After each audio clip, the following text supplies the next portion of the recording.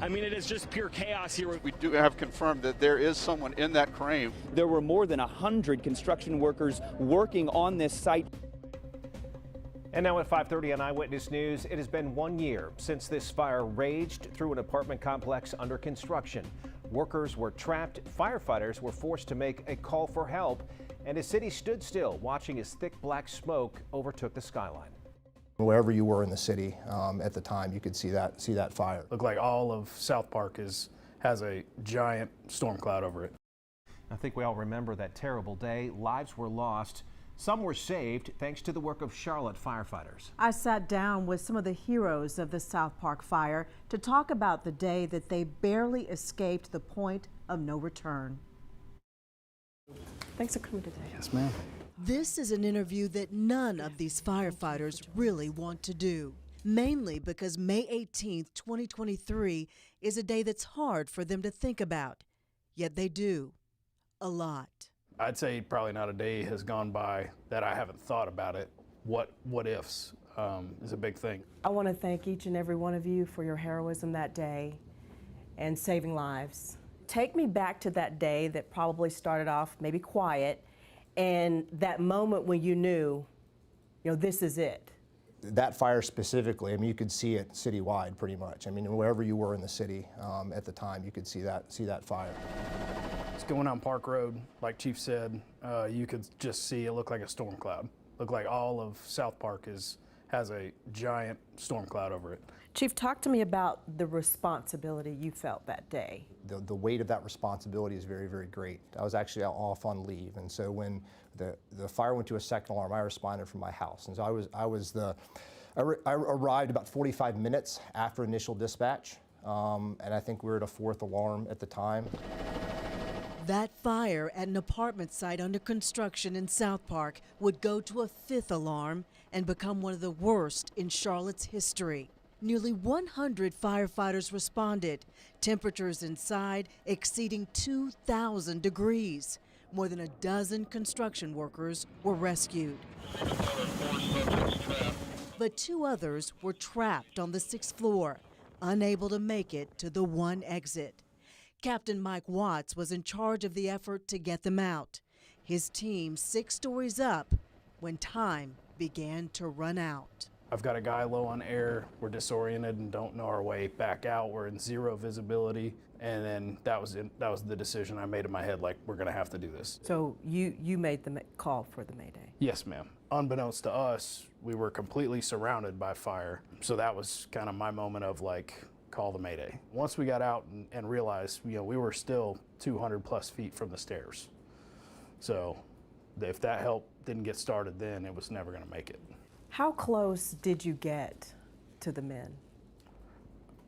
I don't know how close. I know I could hear them. We had gone over 300 feet from where we entered, and learning after the fact that was the only way to get to the 6th floor. So we ran too low on air. We didn't have enough. Obviously, our air tanks are limited on the time we have, and crawling that entire portion, it's going to consume more. So I don't know how close we got. I just know that at one point we'd heard them and then we couldn't hear them anymore. DeMonte Sherrill and Reuben Holmes, both working to build that apartment complex, died in the fire. Their supervisor had been on the phone with them, trying to guide them to the one exit on that floor, but they told him that the smoke was too thick. State inspectors determined the exits were not set up to provide an easy way out for them. DeMonte Sherrill, just 30 years old, was a father of 4. Reuben Holmes was 58 and had been working on this building for a month. He and Sherrill installing doors and windows. You said earlier that not a day has gone by that you haven't thought about this. By a show of hands, how many of you have thought about this at some point every day since it happened? Okay. How do you cope? The department has resources and they've implemented more resources, but I would tell you for me, it's the group sitting behind me and the other guys in the station. And probably the biggest thing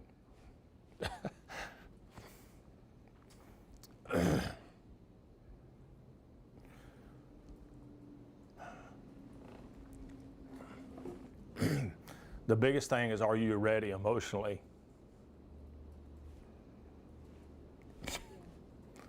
If it goes the other direction. So just have to, you don't want to get to that point, and you train to not get to that point, but are you ready if it gets to that point? Because you can train for scenarios and tactics, but how can you train emotionally? The community sees you as heroes. We don't look at ourselves that way. We're doing what we're trained to do. I mean, we're here for the community. We're here for them. We're going to do everything possible to help whoever you are, wherever you are.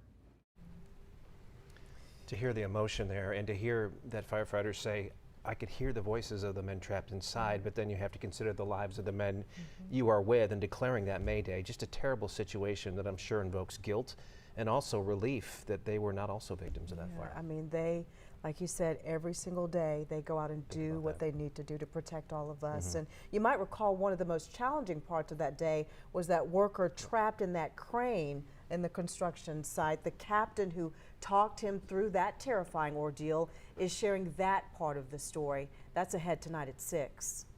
Assured him we was coming to get him and asked him to stay calm, and asked him to walk out onto the jib, and he was telling me it was too tight to, everything was too hot to even touch, so he couldn't. More on that and how we as a community can show our appreciation for these heroes. That part of the story ahead at 6 o'clock.